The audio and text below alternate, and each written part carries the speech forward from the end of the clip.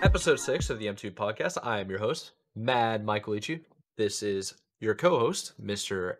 JK Heath, aka Kyle Heath. That's This is me. this is the show where we cover esports personalities, gaming industry related news, new and upcoming games, and obviously some technology and innovation of the last week. So, Kyle, what do you have for us today? Oh, today. Well, in terms of news this week, I feel like you would agree it was kind of slow. I'm not It gonna was. not saying this episode is gonna be bad by any means. I'm just pointing out that there certainly weren't many heavy hitters this week. Um, we did of course want to talk about a little bit of news on BioShock, the adaptation to Netflix, movie adaptation. I want to talk about Lost Ark a little bit because that game came out this past week and it's been blowing up. It's got insane player counts on Steam. Halo's TV show is getting renewed for a second season, even though the first one hasn't aired yet. So we'll certainly talk about that. Right. Wanted to also talk about Epic, and they recently surpassed 500 million accounts on the Epic Games platform. So we'll certainly talk about that. OWL is coming back, and some research was done recently on some gamers. So some statistics came out of that, so we'll definitely get into that. Anyways, BioShock, Netflix announced this week about a long-awaited BioShock movie in the works. This article comes from I believe we got this one from IGN, from Matt Kim. He said, according to the Hollywood Reporter, there is a BioShock movie in the works. It was finally confirmed. A lot of people speculated that, they would love to see this story on the big screen. So the fact that it is coming out, really no surprise. But they said, as of right now, there's no writer and or filmmaker that's actually attached to the project. They're just kind of in the early stages of it. And so, of course, it's not going to come out this year, maybe not even next year. We'll see. But they have confirmed that it is in the works. And they're partnering with the original studios, I think 2K and Take-Two, on this adaptation. They also announced as well, there's a current studio, 2K's Cloud Chamber, that's deep in active development right now on the next iteration in the series for the game. So, new game as well as a new movie. I played these fairly recently, and for the most part, I enjoyed them. I think the stories are great. I know some people often regard it as one of the best in video games, and I could certainly see where they're coming from with that. I thought it was great. So a movie is certainly something I'm interested in seeing. What are your thoughts on this, Mike? The first thing is Netflix as a whole has been making tons and tons of content. I don't know if you've been paying attention to like shows like Altered Carbon. Have you ever watched that before? I have not, I don't think. Okay, it's a sci-fi, and it was pretty successful, and it was a very interesting concept. And the premise is that you can upload your consciousness onto a disc, and the disc would actually be inserted into your spinal column. So you could technically live for like ever. You could be immortal as long as you have money. That's the key. So it's a very interesting concept, but I don't know, and I haven't played BioShock much. But what I do know is that it's highly regarded. I've heard the synopsis of like how the actual story plays out, and it's something I would enjoy. But I think the most exciting fact is that it's coming on Netflix, and there's also Take-Two being a part of it, because that means they got the money backing it and they can do whatever like the developers really want. So I'm all about sci-fi. This is like all I watch. Yeah. So I'm pretty excited. Yeah. It's certainly a like I mentioned earlier, I played through most of these games fairly recently on my Twitch channel. It was they were, I thought from the story wise, it was like, for me it was I think with most sci-fi, when I watch it, I'm like kind of like, when I'm first playing it, it's like, whoa, okay, what's going on? Like trying to like, I feel like I'm almost catching up in a sense sometimes. But once you kind of piece things together and you soak it in, it's a very interesting, definitely very interesting concept of, trying of like this underwater city, and you kind of just, you're this guy that sort of just crash lands in the ocean. You find this underwater rapture type thing, and you're just going through trying to save this underwater city from, I guess, imminent doom. And so it's like you're kind of like you're essentially playing, I feel like, on like in parallel with the character, because you both of you really have no idea what's going on, and you're just kind of all of a sudden in this world. And that's certainly, I think, the beauty of it, though. So, playing through it, I certainly saw that it had huge potential to be adapted to a screen. So, the fact that there is a movie in the works, I'm certainly going to see it. I think it'll be pretty good, hopefully, especially with, like you said, Take-Two's backing it, so they certainly have some money behind it. Yeah, yeah, dude, it's not a financial issue, that's for sure. Yeah. The story, remind me, I I worked a summer job and there was a guy there that we ended up getting along, and I talked to him all about like the Halo story and how much I love the Halo story, but he was a diehard BioShock fan. Mm. And he went, this is years ago, right? Probably over 10 years ago, and he was going deep into like BioShock and all the different like stories and like how in depth it can go. And I guess the question I have for you is this one of those games that has a bit of like a twist to it where you get kind of surprised once you get like really engaged into the story? Yeah, the story definitely has a twist at the end. Okay. And you do start to kind of unravel that. And it's one of those things that, depending on, I guess, your interpretation of stories, you may be able to kind of pick up on it early on that, like, something's like weird or something like that. But Yeah. there certainly is a twist about the story, which I think in the end, it's like when that, because I remember when I was playing and like as I was going, it definitely seemed a little odd, and then it kind of made sense towards the end. So it's a of course, I definitely don't want to spoil anything, because if you ever have the chance, you should go and play it, especially before the movie comes out. But it really is a great. I mean, there's 3 games in the series too, so there's plenty of content there. And we'll preface also by saying BioShock 1, even the remaster on PC, it runs kind of weird. Like, it's not like, I feel like it's almost not super optimized for like newer rigs. So Yeah. like, I know for me it was kind of like alt tabbing was a little odd, and like it's just all around like it's what's also weird too is like I recorded like VODs of it too, and like the something about the VOD files was weird, which I don't know if it's related to the game, but like I can't transfer on like drives and stuff like that some of the files. So like That's bizarre. yeah, and no other game has done that. It's like only the footage from this game, which makes me think it may be related to the game. But I guess I could just be an idiot. I don't know. There's a lot of weird little things like that that I came across trying to play it. Well, here's the thought. I play Halo 2 a lot, like the Project Cartographer version, the Halo 2 Vista version. Mm-hmm. And that game, because of how old it is, it's better to play it with your monitor and your game FPS set to 60 frames per second. I know some people that also do a 4:3 ratio, like the default CRT, like TV ratios, because it'll literally play better because the game's designed for that. And if you Mm. do like ultra wide or if you do too like unlimited frame rate, the game isn't really capable of doing that Yeah. because of like the coding. So if you go back and you try it again, you should try to lock the frame rate like, I don't know, 30, because BioShock came out on like the original Xbox, did it not? Yeah, well, it came out 360, but it was like early 360, I'm pretty sure. Like, Yeah. and then PC, and it was around the same time. But even with the remaster, I think there was still like the engine's so old, it's kind of like hard for them to adapt a lot of that stuff. Yeah. But yeah, so I don't know, kind of weird. That is an interesting theory, though. I bet if I went back and locked my frames and stuff like that, and kind of forced it to be my PC to be a little more old school, I think it may play better. But Yeah. definitely, yeah, something I ran into It for sure. would not hurt to try. That's for sure. Configure your PC to basically be an N64 again.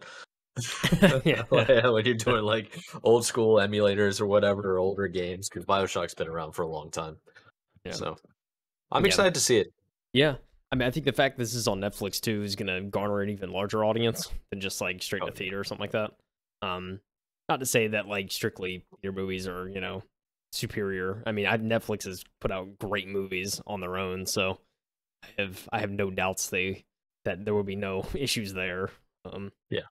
So Yeah, they've been crushing it lately. I've been watching a bunch of foreign films in like English subtitles, yeah, and they're still awesome. yeah, All sci-fi. So I yeah, think that's like what Netflix is good at. yeah. I mean, even like I saw their most recent movie, Don't Look Up, with But dude, that was amazing. yeah, Leonardo DiCaprio. It was fantastic. That was a Netflix Yeah, production.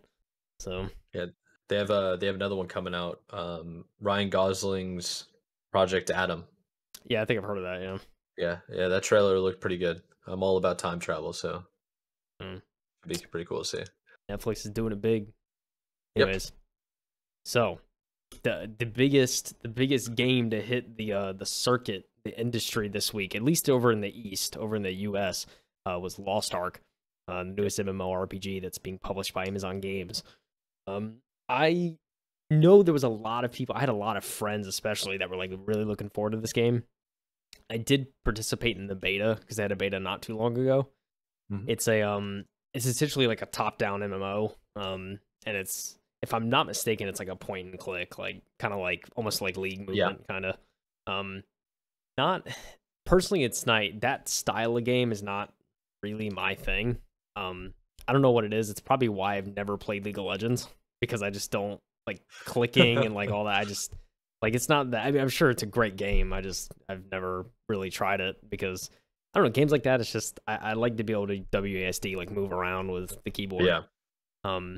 So I don't know, maybe I'm too close minded there, but certainly there is a huge audience, and me not playing it has not affected the numbers that much, because it is the second most played game in Steam history after just 24 hours of launch. It passed, according to the article. This article is from The Verge. And they state, top line in the article, it's comfortably past 1 million concurrent players after just 24 hours, becoming the second most played game in Steam history by concurrent counts. The Diablo-like MMO launched yesterday, which I guess was Monday, on the time, yeah, the 12th. So when this, Sunday, Monday. Yep. It launched, and by Amazon Games. They published it. It passed the concurrent records of both CS:GO and Dota 2, which they regularly dominate the top of Steam's most played games. And I mean, CS:GO, I mean, they still see concurrence of, 1 million a day easily, because like there's so many people around the world that still play CS:GO. Same with Dota. They're in the upwards of hundreds of thousands of players still, which that blew my mind, because personally for me, like, I've never played Dota 2. I have seen gameplay of it, and I definitely see the appeal there. But I just didn't suspect there was still so many people playing Dota 2. Oh yeah. Yeah, Dota 2. So I only know about Dota 2 because when I originally started doing I guess content creation similar to what we're doing right now, I had an Instagram page where I was highly devoted to I felt like there was a need to cover esports in all esports because there was no like proper uh like journalistic reporting. So like think of it like I think my overall vision was when you watch like ESPN, you watch a sports game and at the bottom there's that ticker of like who's playing what and like who's winning a match. I was doing that. So I was like I was posting on Instagram photos of like the different teams and the scores and like whatever tournament was going on. The problem is that there are tournaments going on constantly and you get exhausted. But Dota 2 always had the most interaction out of any post. I was posting like CS:GO, I was posting Halo, I was posting Call of Duty. Dota 2 always had the most interactions, guaranteed. So the fact that like Dota 2 has that many concurrents, I mean, I'm not surprised. Um Yeah. CS:GO, I mean, they're keeping an entire audience based off of skins, just Yeah. alone. Well, see, that's the thing. That is certainly a huge factor of why that game is still so popular, is because there is an Mhm. entire economy just around the skins in that game. Absolutely, And and you don't want to lose the economy. You got to I say mean, you don't, man. justify the skins. I know, it's like you can open up a crate, spend $2 on a key, and it's worth 2,000 or 200. Like, just for a It's skin in the crazy. game, it's insane to me. And like Yeah. that was a whole thing too with like the CS:GO gambling sites back in the day, where it was like you'd Oh have all yeah. these CS:GO betting sites where you could go on and literally CS:GO like Lotto. gamble. Like it was, yeah, like CS:GO Lotto and all that. Like you could literally go and just gamble your skins away, and it's like actual like roulette and like casino games. Oh, That's probably illegal. It's like, man, it's a whole thing. it's a small loophole keeps it legal. Yeah, exactly. Not true Small. currency exchange. Oh, okay. Then do it. All right, bet. Like, Yeah, there's exactly. oh, dude, Literally. there's literally like there's so many great clips I've seen too. Like there was even like Tim the Tap Man. Oh, This was so long ago. I remember a clip of his where he literally, it was like $1,000 like on a CS:GO betting site. He literally put 1,000 down and he was like, "All right, you know what? 1,000 on roulette," and then he landed on the opposite color and he lost it immediately. And it's like one of his funniest clips ever. It's hilarious. And then he immediately just closed out and went back to CS:GO. Um, so yeah, yeah. no surprise there that player counts that high. The article does go on to mention it's second place to top concurrent list, and it's right behind PUBG. Well, I shouldn't say right behind PUBG because PUBG's all-time peak was Yeah. 3.2 million at its That's 2 its height. million more. 2 million more than its current thing. Which, God, man, I remember the PUBG craze. And I had got a PC. Okay. I got my PC like right in the middle of that. So it was like middle of 2017, like peak PUBG. It's what everyone played. So I remember I got my PC, and that was like one of the first things I played. And God, that game is hard. I don't know if it's changed too much since then, but I remember it was a learning curve in that game. Yeah, that game built a lot of careers off of content creators, or like Yeah, content creators built a lot of careers off of that game. yeah. It was Like a just like, people like already popular went through the roof of mhm, success. yeah, And then what followed up afterwards was Fortnite. yeah, And I that know. killed PUBG. Yeah, which is crazy to think about in retrospect because it's like, because I remember when PUBG was around, I was like, dude, this is insane. Like, is there anything gonna peak this in terms of like Twitch viewership and like just Oh like yeah. overall like popularity? And then like the next year, like something that was like exponentially bigger, you could argue, it's like came out and blew it out of the water. Now I don't know if there's really been anything since. Like Fortnite, they set that record. I mean, I don't know.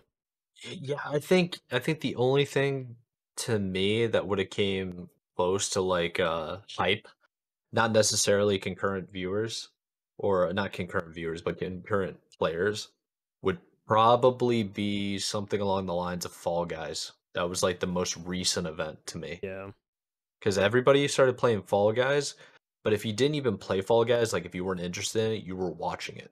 yeah, Especially with like you mentioned Tim the Tap Man. I mean, when he didn't get his win for like how long? Like 2 months or something? something like that. Crazy? Yeah. So it's like the hype off that. That had to be the last game where I could think of where the hype was that real. Yeah, for sure. Yeah, that Uh, that and like maybe Among Us, like that was another huge you're that right. game Yeah. sweeped like Twitch for a while. Um, Yeah. I remember that, and Was they Among Us he had to pay for though. I think Fall Guys was free, right? yeah, I think you had to pay like it was a very small amount, like $5 or $10. It was like they didn't market, or well, not market, but Yeah. they didn't charge that much for that game. Um, and I want to say mobile version. There was a mobile version that was free too, which was also kind of incentive. So if you just wanted to like hop on your That's phone and right. play. Yeah. Yeah, Um, that's right. but it was like a small team that made that. I think it was like a team of like 5 that made that. Yeah. And all of a sudden there's Yeah. millionaires at the game awards, like accepting like awards and stuff. God, man, it's crazy. Yeah, all you need is an idea and skills. Yeah, You for hear that, real. listeners? That's all you need. And now they're working on So- VR, so there you go. yeah. VR Among So Us, that's the next thing. well, back to Lost Ark. I only saw this game because I routinely will watch like some of 1G's highlights from his streams. I'll be at the gym. It's like a 10-minute thing. I'm like, that's perfect timing to do like cardio. Yeah. Throw it on there and like just mindlessly go. He was playing Lost Ark and it's like a top-down isometric locked view. You can't like rotate. It didn't look like, and you're just moving around the map, and it seems pretty straightforward and easy. Yeah.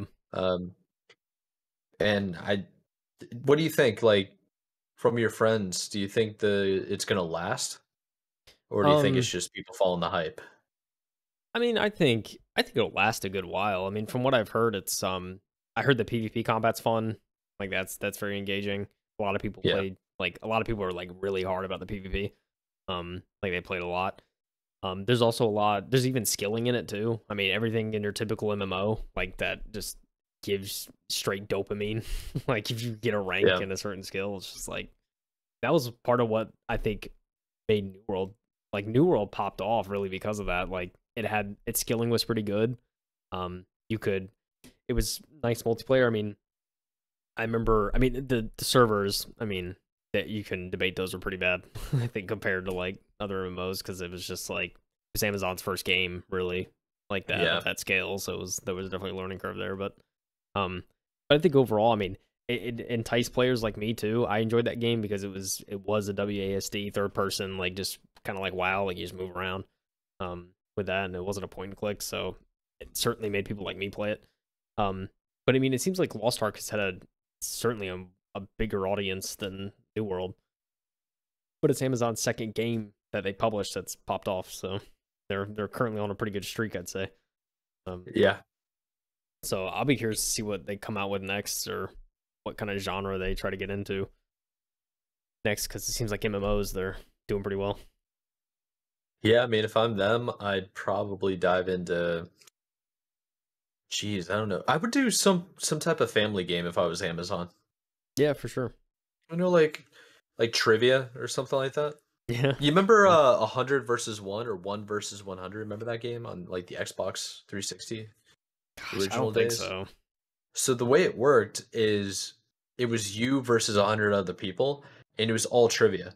So you would just like you would log into the game, and you'd be that one versus the entire crowd, and the audience would be guessing what the correct answer is. And the moment you got it wrong, you got kicked off your spot, and somebody else would take your spot. And then it Oh. was just last person remaining. So it's like trivia battle royale in a Yeah, sense. yeah, it was trivia battle royale, and it was literally it was no different than playing poker or something like that on the Xbox. You know, there's like little flash games. Yeah. Like, yeah, they should do something like that, but it's Amazon, so Amazon Fire Stick could handle it, or Amazon capable TVs. So make it like something that you can do from the sofa Yeah. with For real. the controller, or log in with your phone. You know? Yeah. I mean, seriously. I think Yeah. like, I mean, a lot of these games that pop off now, it's like at least like, I think for Among Us case, that's why it was so popular, is because they had a mobile platform for it.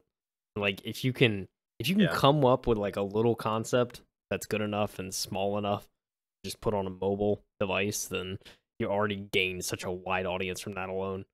It's like, Uh, it might have been last year, but I learned that there are actually more mobile gamers than there are like PC and console gamers combined. I mean, yeah, I believe it. I mean, everyone has a phone, right?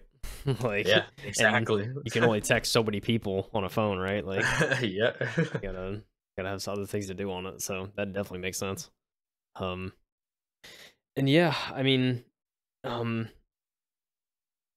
I think just yeah, mobile gaming is gonna be kind of the next like. It's gonna be like, I don't even know if it's really the next thing. Like, it kind of is the thing almost. I Like, I it's was gonna say, I'm like, it's already here. yeah, like It's here whether or not you like it. it's here in full force. I don't know, like, if I'm personally too much of a fan of like games like where you actually like are like holding, where it's like controls on the screen, like, because I mean at that point you might as well hook up a controller, right? But it's like Right. games that are that intense on like a small screen. I don't know if I'm like a huge fan of. Um, then again, my phone's like kind of crap, so I mean, I don't know. Maybe if I had like the latest and greatest, it'd be good, but who knows, man? Maybe maybe when I get a new device, or like they come out with the newest thing, it'll be like the preferred platform, especially when you're on the go, like rather than bringing like a Switch or something. Yeah, we're probably only a little bit further along until we get to plug into the USB ports and then automatically turn our phones into a Nintendo Switch. Or Yeah, like this the Steam Deck yeah, it's from true. Valve. Uh It's true, man. I think yeah, before we know it, there's gonna be enough data you can transfer through the port that you can just hook it up like through oh yeah. USB-C, and it would just be direct connect almost. Easily. Easily. Yeah, maybe USB-C to like mini HDMI adapters or full HDMI adapters, and you're set. So I don't know. Good on Lost Ark though. Good on Amazon. At least another banger. Even though this Yeah. was, before we hop off of this was originally released in 2019 in South Korea, had some popularity, including like millions of active players just in those regions alone. And then they brought it over here. So like they already had a solid foundation, and then they kind of just like brought it over to the US and the West. So Yeah. So the hype was already established. right, I mean, yeah, for the graphics and like literal graphics of like the posters and promos and actual gameplay, like it looks amazing. yeah, Um, Personally, I'm not a big MMO person. I'm mostly one of those big dumb apes that plays first person shooters. but like it's still cool. I mean, Yeah. it's the most. I think it's the most popular genre, so I'm sure people are excited. Yeah. That's where they get the most I feel like it's like next to mobile, that's where they get the most like whales, right? Or just people that just want to put Oh money into God, the yeah, game and just spend on everything. oh, yeah, So it's for like sure. it's yeah, man. Um I'm the kind of the same way. I'm not like huge on MMOs anymore, really. I used to be like super into RuneScape when I was younger, but especially as I've gotten older, I just like don't want to spend time on it. Like I'd rather spend my It's a time doing other commitment. things. Yeah, it is. Yeah. It's a huge commitment. I have buddies that are hard into like World of Warcraft, and it's like they are grinding raids every week. And like especially when they're starting new characters, it's like they're just on that game and nothing else. It's like for the Yeah. longest time. Hey man, it's kind of crazy, kind of crazy. But you know what else is crazy, Mike? The Halo 2 or the Halo TV show The Halo TV is show. already gone to the second season. We haven't even started the first. Next month, But at the time of this I saw the recording. trailer and I saw the Halo community, which I, as you know, is intertwined with. I know the competitors. I know the casuals. I know the streamers. Everybody hating on Cortana right now. Said it Everybody. doesn't look good. But they're just like, you know what? We approve. We're doubling down. You're gonna like it.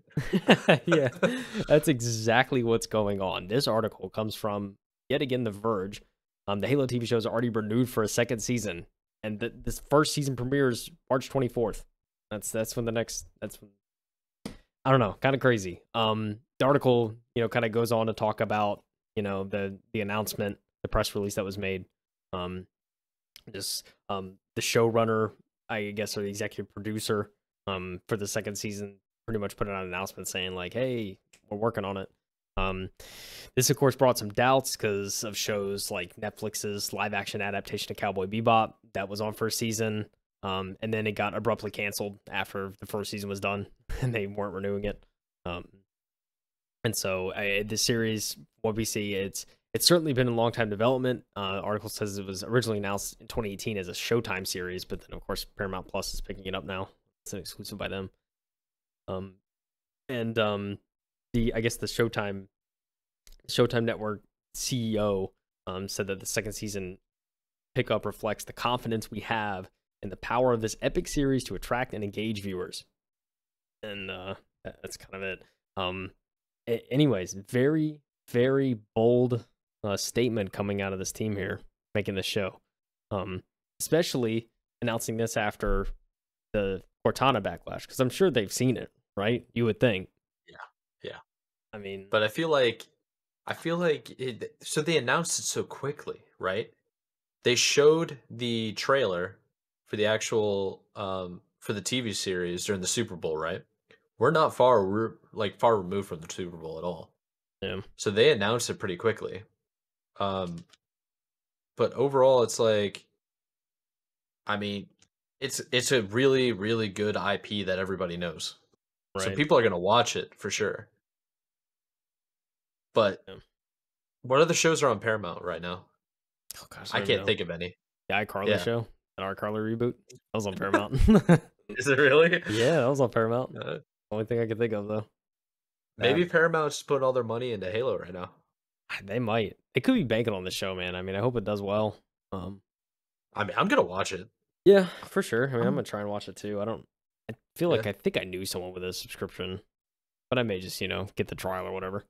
And just if I like it, I'll subscribe because it's not that much a month. Um, but yeah, I mean, I think I'm hoping it'll be a good show. I mean, the production value seems like it's there.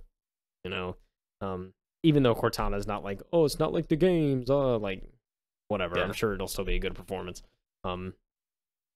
Unless they just like got like B-list actors and completely like dropped the ball. The casting director just completely drops the ball.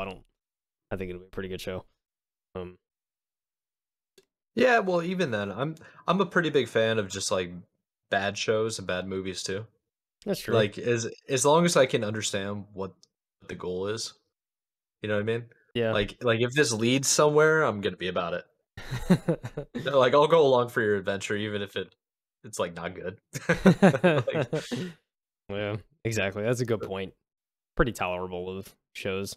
And yeah, Yeah. if they're bad, sometimes they become classics. So there's Yeah. there's gold in the coal, I guess, so to speak. Sometimes. But yeah. Anyways, Halo.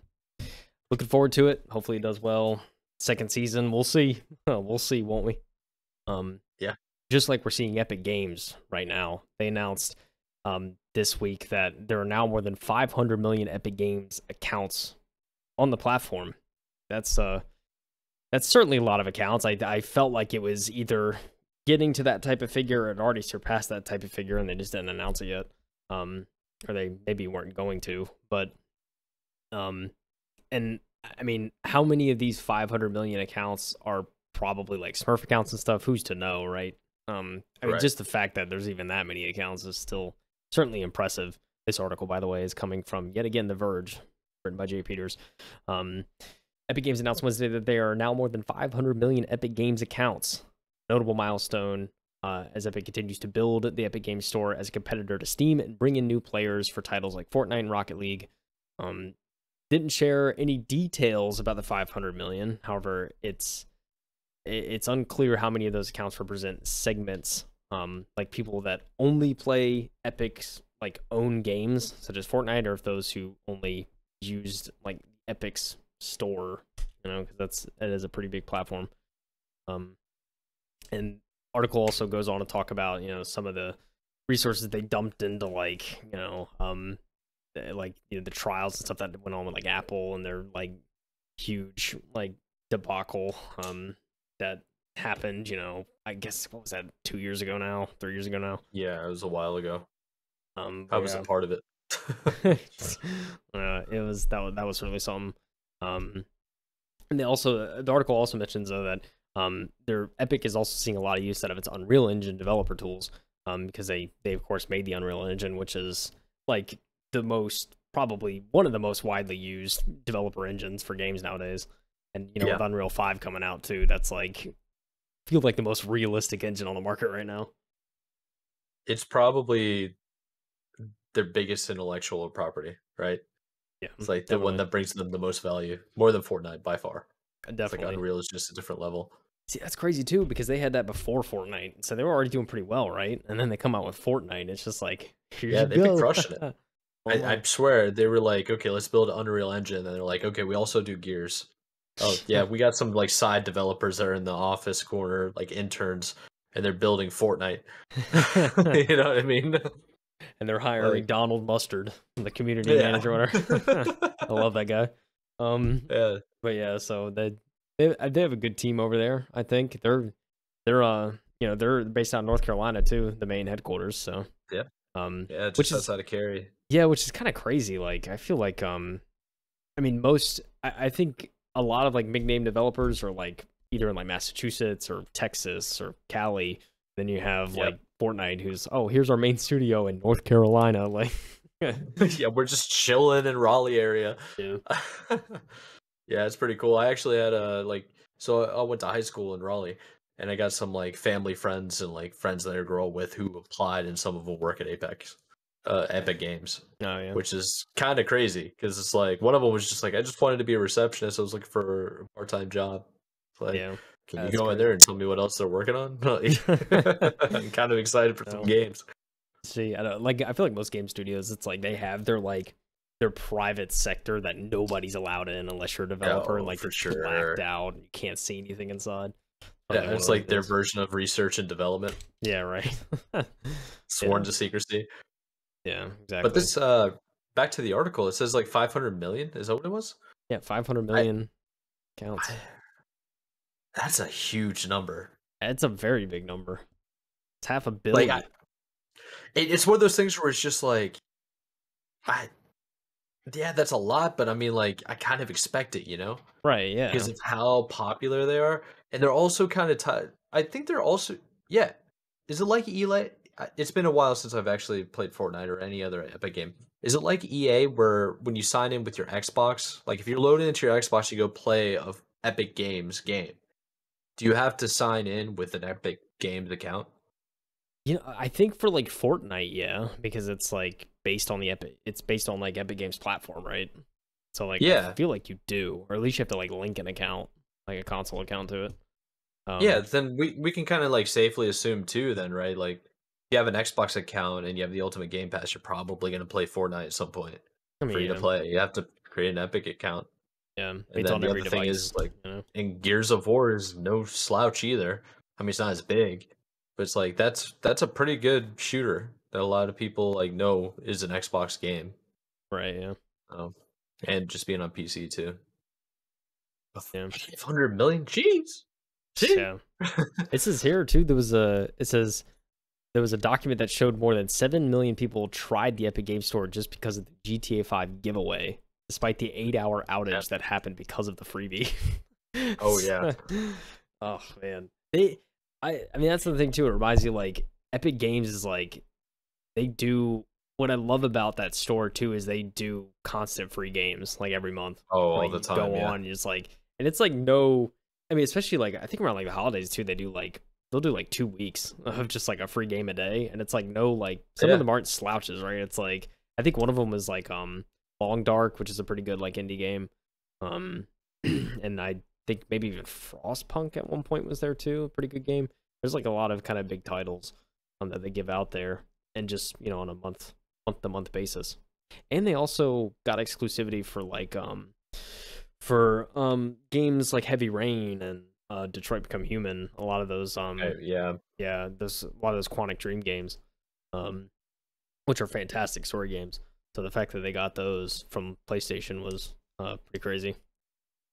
Yeah, man, they're killing it, which is no surprise, right? Fortnite and all these insane IPs.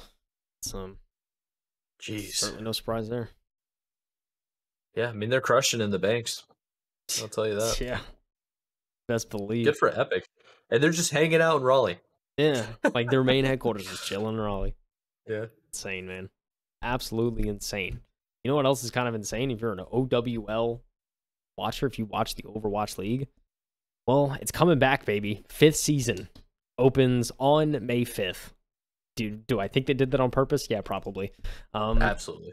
This is another article coming from The Verge by Ash Parrish. I love The Verge, as you may or may not know. But in the article says, in the light of Activision Blizzard's pending acquisition by Microsoft, flagging interest in like sponsorship troubles, a global pandemic, uncertainty around Overwatch 2, which isn't slated now until 2023 more than likely, and like a bunch of layoffs and departures and leaves. The OWL, it was kind of just in limbo. Like they weren't sure what was going to happen with OWL, if it was going to continue. But in a press release on the 15th of February, the community update, they announced that the league is going to have a 5th season happening, and the opening day is set for May 5th of 2022. I know how you feel about franchise leagues, Mike. I know how you feel about all this.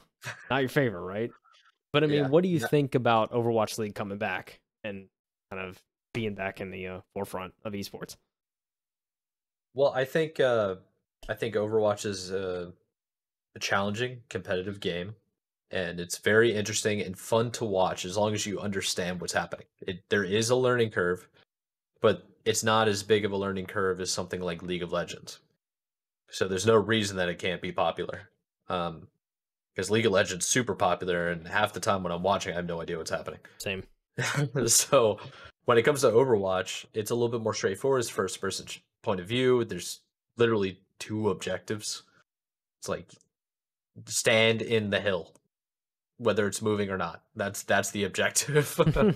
So I think I mean I've gone on franchise league so many times, right?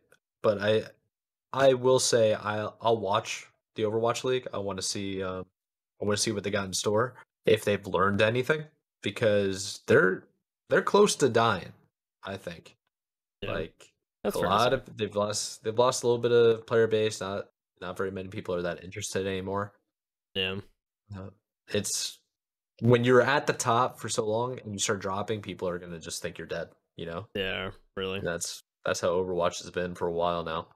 Yeah, I don't know. I think if I was like participating in any sort of like esport, I mean, it's two of like, if I was to say I was an Overwatch player, it's kind of like, am I like how proud am I of that at this point? But I mean, the fact that there's still a league behind it means it's still got some traction, and Still has a lot of security there, I guess, as a player. Yeah. The article goes on to mention that in this announcement they were talking about some slight format changes. I will be 100% honest here. I did not watch much of the Overwatch League in the past, so I don't know how much of like the team structure or anything like that. It's one thing it does mention is that matches will now be played with teams of 5 instead of 6, with teams fielding 1 tank instead of the traditional 2, which I didn't even know there was 2 tanks traditionally in Overwatch. I thought originally it was 5, so that's news to me. But so there will be some. It says here the unpopular assault game mode will be replaced by a new mode called Push, which I guess it's similar to kind of the payload style game types. So definitely some changes here. I think they're trying to kind of listen to feedback and kind of improve the league, which is definitely good to hear. Yeah, those are drastic changes if you ever played Overwatch before. I mean, that changes entire team compositions and people who you want on your team. Yeah, because it's like, yeah, there were some people that were only good at tank, and it's like suddenly you're not valuable anymore. Oh yeah, that is definitely rough. Yeah, but I mean that's esports. That's sports in general. Yeah, you got to adapt. And if you want a job, you got to adapt. Yeah. So hopefully it's more interesting. Hopefully there's a little bit more excitement, and hopefully it's like profitable because I'm not sure how franchising is profitable at all. Yeah, I know it's hard to see, right? I mean, I don't know, man. Just bring back the good old MLG. Have the teams like 5 feet apart so they can just like talk trash on each other like during games and stuff. Yeah, oh, man, bring it back. Cause see, it's like this. It's like it's all high production. Like, oh, look at these guys play. All right, the game's done. We'll be back after this commercial break. Like, it's just like commercial break is go buy the skins. Like, yeah. Calm down, man. Yeah, for real. Please. So we will certainly see all this. Yeah, there wasn't too much else the article reported. If you wanted to see on Overwatch League's YouTube channel, they did put out a community update video. So if you want to go watch that for more detail, you certainly can. That is gist of that. OWL is in fact back. So yes, sir. I'll definitely check it out. We can bring it up again when it finally launches, and we can go check it out. I know there's a big excitement over Overwatch 2. I'm excited for Overwatch 2. Yeah. I know that's going to bring back a lot of people because there are some people that like they just don't play Overwatch anymore because they got bored of it. Yep. So Overwatch 2 alone being a new title, I mean that's going to bring people in. Yeah, for sure. So, I mean, make the league more exciting. Right. I mean, just the fact, kind of, you were mentioning, it's not like League in terms of watching it too. So like, if you just watching shooters, like it's enough incentive to just go and like, oh, I'll see some top tier gameplay in an FPS game. Like it's because you can kind of pick up on what's going on, at least the basics. But like with all these sports, there's going to be nuance that only experienced players will catch when they watch it. But I think overall, it's certainly I would rather watch Overwatch League as opposed to like a Legends tournament. It's kind of just like something I would prefer. But so we'll definitely return to it, check it out as it happens. The last little article I had was actually a pretty interesting one I had found. This comes from Good News Network. Never really heard of them. They seem like a credible source. But they said that they put out, I guess they extracted some research found in a recent survey or study of 2,000 gamers. They said the average American has made 5 new friends through video gaming in the past year. This is a pretty feel-good article about gaming. Article goes on to say the average American has made 5 new online friendships through playing video games over the last 18 days, according to a new poll. A survey of 2,000 adults found that 39% have seen increase in their online friend list since the pandemic began, with the average gamer becoming so close to the new pals that they invite 4 of them to their wedding. So making some pretty strong friendships here. Yeah. Article also says, aside from friendships, nearly half of gamers, 46% to be exact, believe it is important that their significant others play video games. 43% have dated someone they met through online gaming. 64% of respondents said they cherish their video games because they helped them through feeling less lonely and connecting them with other people. And there's also some other small tidbits. It 75% of gamers have done some kind of real-world research on the games they play, and 57% consider themselves experts on the topics they research thanks to video games. I think it's a very interesting one. I mean, I relate to, I think, most of these points. That's one I think I really relate to, though. It's just like the ability to like take ownership of like when I need to figure something out, like just doing the proper research and like just putting forth effort to actually look into things rather than just like going to people and asking questions. Which, don't get me wrong, in some cases it's certainly better to do that. But certainly if I want to find out about something, I think gaming has certainly gave me those critical thinking skills to really kind of push forward and look for things. A couple other things too. Additionally, 6 in 10, approximately 62% of the people in the survey said that games had led them to explore new goals in their lives. Meanwhile, a third of gamers prefer games that offer authentic representations of the real world, and 36% said they want a plot based on realism, while 22% enjoy a more imaginative fantasy world, a world different from their own. So, Mike, I just spit a lot of statistics at you from the survey. You did. What are you thinking about some of this stuff? So this article, I know a little bit about it, but the first time I ever really heard about like the positives of gaming, and while you were talking, I brought it up. So everybody by now has heard of TED Talks. If they haven't already listened to one or watched one, you know what TED Talk is. So TED Talk is, I'm gonna basically explain it anyway. TED Talk is basically where they get an expert in a field or a topic that they're interested in, and they do an entire speech slash presentation on what they're passionate about. And there was one that I watched from February 2010. You can find this on YouTube for free, so I recommend you check it out. It's called "Gaming Can Make a Better World." It's by a woman named Jane McGonigal. Okay, she's a video game developer, and essentially what the topic is about how video games are actually way better for people than we realize.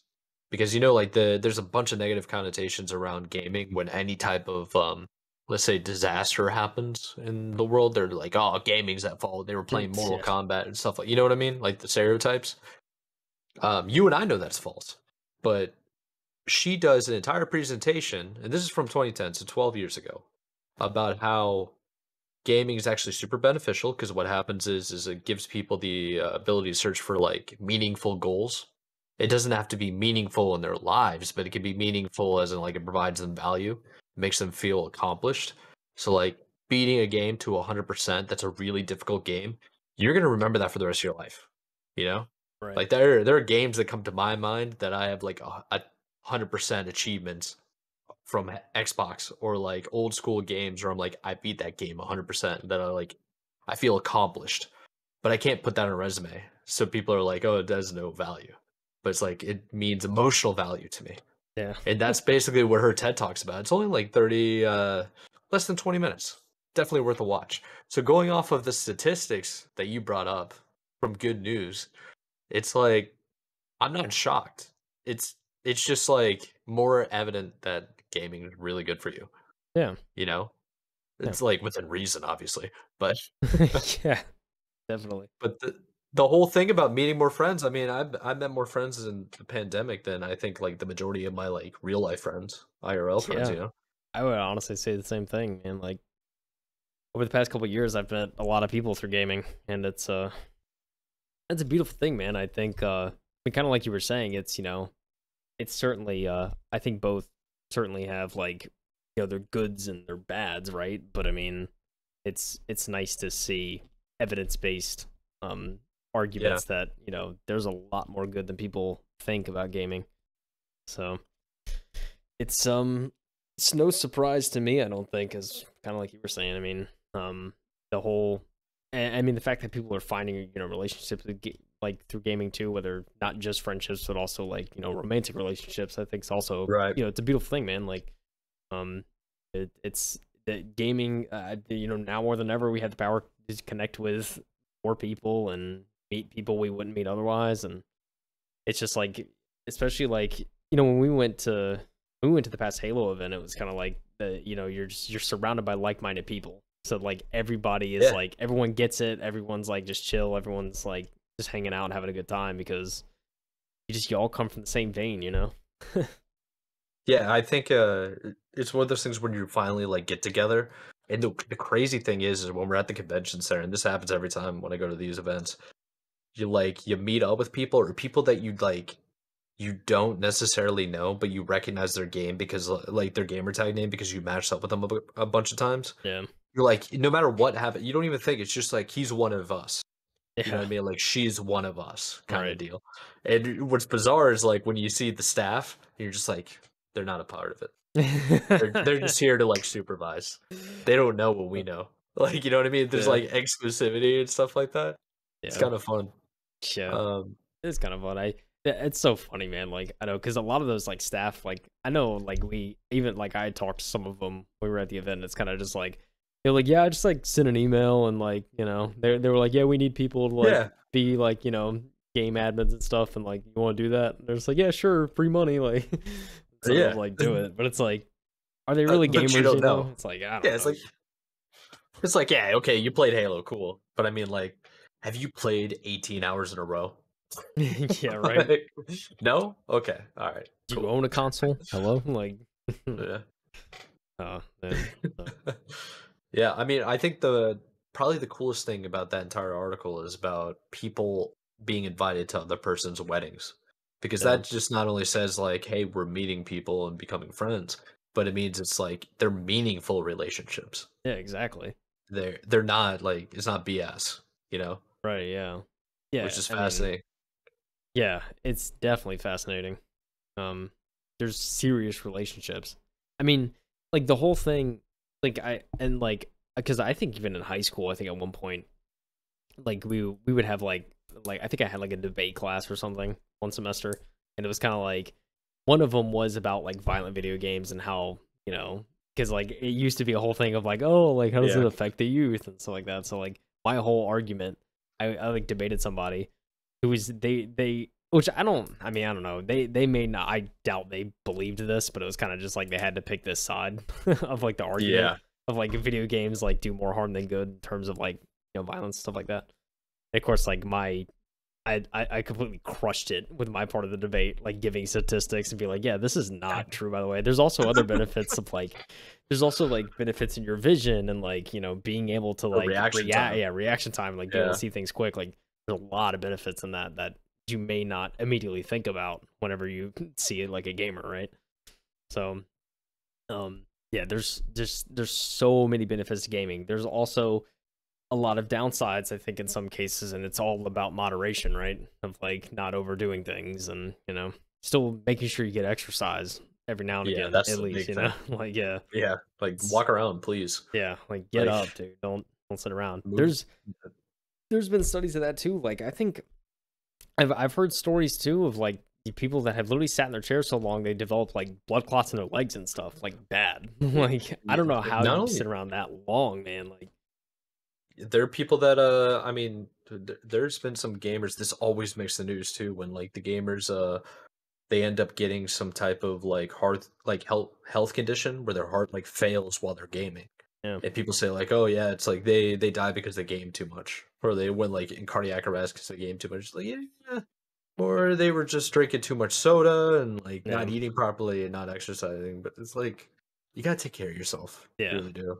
Like, yeah, Um, diet's probably trash. Don't exercise, Yeah, So, but we're just talking about like the physical aspect of it, and everything there was mental.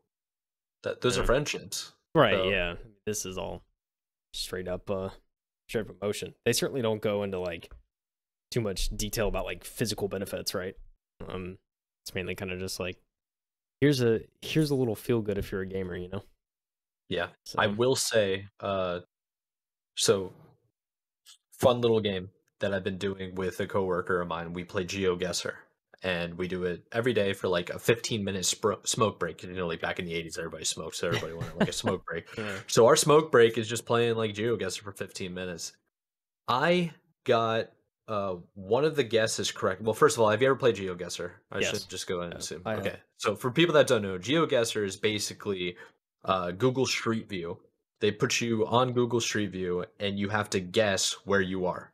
And you have to do it entirely based on running around and like walk around this like world that they put you on, and you have a limited amount of time to do it.